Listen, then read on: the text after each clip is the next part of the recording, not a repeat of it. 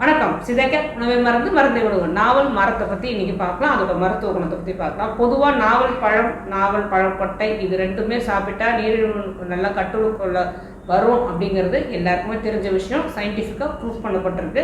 இந்த நாவல் பழம், அதுவும் ஹைப்ரிட் நாவல் பழம் செடியிலே காய்க்குது இல்லையா, அதை விட அதிகமாக நாவல் மரத்துலேருந்து வர நாவல் பழத்தை சாப்பிட்டா ரொம்ப ரொம்ப நல்லது.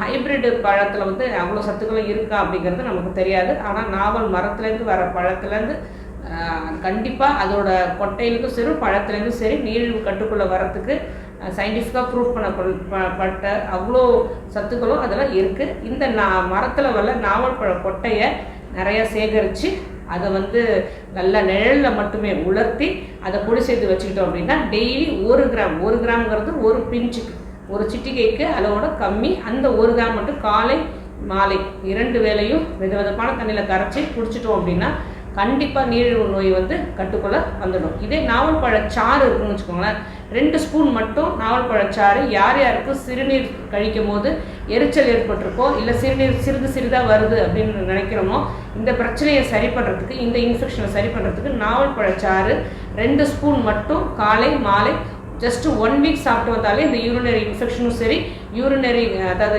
சிறுநீர் போகும்போது எரிச்சல் வரதும் சரி நல்லாவே கட்டுக்குள்ளே வந்துடும். இதே அடுத்தது பேதியை கட்டுப்படுத்துறதுக்கும் சரி, ஒரு சிலருக்கு பீரியட்ஸ் வரும்போது ஹெவி ப்ளீடிங் இருக்கும். இவங்களாம் என்ன பண்ணலாம் அப்படின்னா, மரம் நல்ல 10 சென்டிமீட்டர் ஹைட்டில் இருக்கணும், 5 சென்டிமீட்டர் டயாமீட்டரில் நல்ல சுத்தளவு இருக்கணும். ஏன் இதை இப்படி சொல்கிறாங்க, சித்தர்கள் சொல்கிறாங்க அப்படின்னா, இந்த நாவல் மர பட்டையை மட்டும் எடுத்தால் மட்டும்தான் மருத்துவ குணம் இருக்கும் அப்படின்னு சொல்கிறாங்க. முற்றிய நாவல் மரமாக அது இருக்கும் அப்படின்னு சொல்கிறாங்க. 10 சென்டிமீட்டர்னாலும் ஹைட்டில் இருக்கணும், 5 சென்டிமீட்டர் அகலத்துக்கு இந்த தடிமணம், அந்த நாவல் மரம் அவ்வளோ தடிமணமாக இருக்கணும். ஸோ அது நாட்பட்ட நாவல் மரமாக இருக்கும், முற்றிய நாவல் மரமாக இருக்கும்.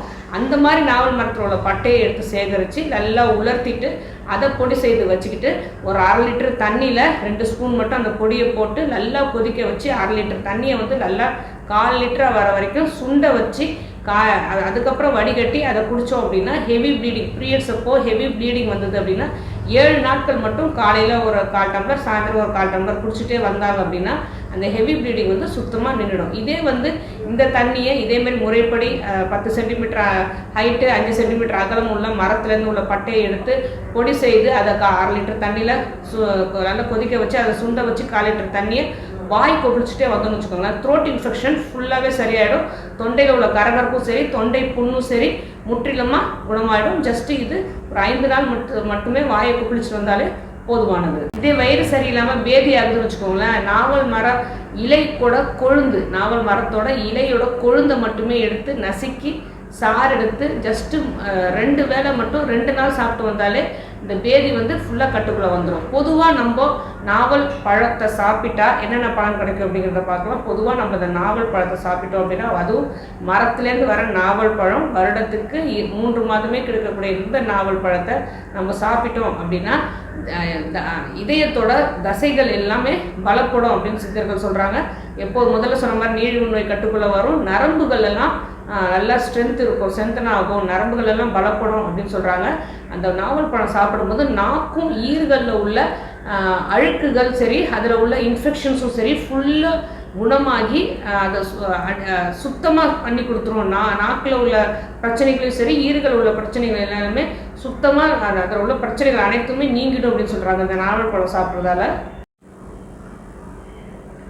இந்த நாவல் பழத்தை நம்ம சின்ன குழந்தைங்களும் சரி பெரியவங்களும் சரி சாப்பிட்டுட்டு வரும்போது உடம்புல உள்ள தசைகளும் சரி, இதயத்தோட தசைகளே பலப்படுதுன்னா நம்ம அதுலேருந்து புரிஞ்சுக்கலாம். உடம்புல உள்ள எல்லா தசைகளும் பலப்படும், நரம்புகள் எல்லாம் முறுக்கேறும் அப்படின்னு சொல்கிறாங்க. அதனால் பெரும்பாலும் மரத்தில் உள்ள நாவல் பழம் கிடச்சிது அப்படின்னா அதை சேகரித்து நம்ம முறையாக வருடத்துக்கு 3 முறை மட்டுமே சாப்பிட்டா போதும்.